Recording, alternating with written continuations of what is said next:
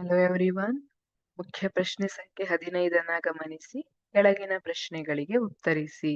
ಅದರಲ್ಲಿ 37ನೇ ಎ ಪ್ರಶ್ನೆ. ಸಸ್ಯಗಳಲ್ಲಿ ಕ್ಸೈಲಂ ಅಂಗಾಂಶದಿಂದ ನಿರವಯವ ವಸ್ತುಗಳು ಹೇಗೆ ಸಾಗಿಸಲ್ಪಡುತ್ತವೆ ವಿವರಿಸಿ. 37 ಪ್ರಶ್ನೆ 4 ಅಂಕಗಳನ್ನ ಹೊಂದಿದೆ. 37ನೇ ಪ್ರಶ್ನೆಯಲ್ಲಿ ಸಸ್ಯಗಳಲ್ಲಿ ಕ್ಸೈಲಂ ಅಂಗಾಂಶದಿಂದ ನಿರವಯವ ಹೇಗೆ ಸಾಗಿಸಲ್ಪಡುತ್ತದೆ? ಎಲೆಗಳಲ್ಲಿ ಜರುಗುವ ಬಾಷ್ಪ ವಿಸರ್ಜನೆಯಿಂದ ಏರ್ಪಡುವ ಸೆಳೆತವು ನಲ್ಲಿ ನೀರಿನ ಚಲನೆಗೆ ಪ್ರಮುಖ ಚಾಲಕ ಶಕ್ತಿಯಾಗಿದೆ.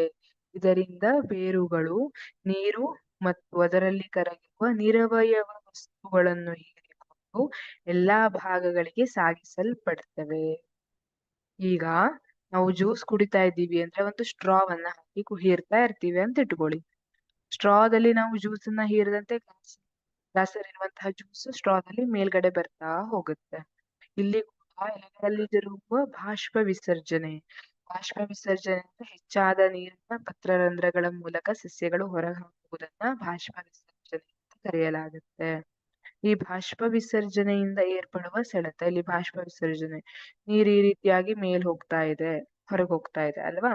ಇಲ್ಲಿ ಉಂಟಾಗುವಂತಹ ಸೆಳೆತವು ನಲ್ಲಿ ನೀರಿನ ಚಲನೆಗೆ ಪ್ರಮುಖ ಶಕ್ತಿ ಆಗಿದೆ. ಇದರಿಂದ ಬೇರುಗಳು ನೀರು ಮತ್ತು ಅದರಲ್ಲಿ ಕರಗಿರುವ ನಿರವಯವ ವಸ್ತುಗಳನ್ನ ಹೀರಿಕೊಂಡು ಸಸ್ಯ ದೇಹದ ಎಲ್ಲ ಭಾಗಗಳಿಗೆ ಸಾಗಿಸಲ್ಪಡುತ್ತವೆ.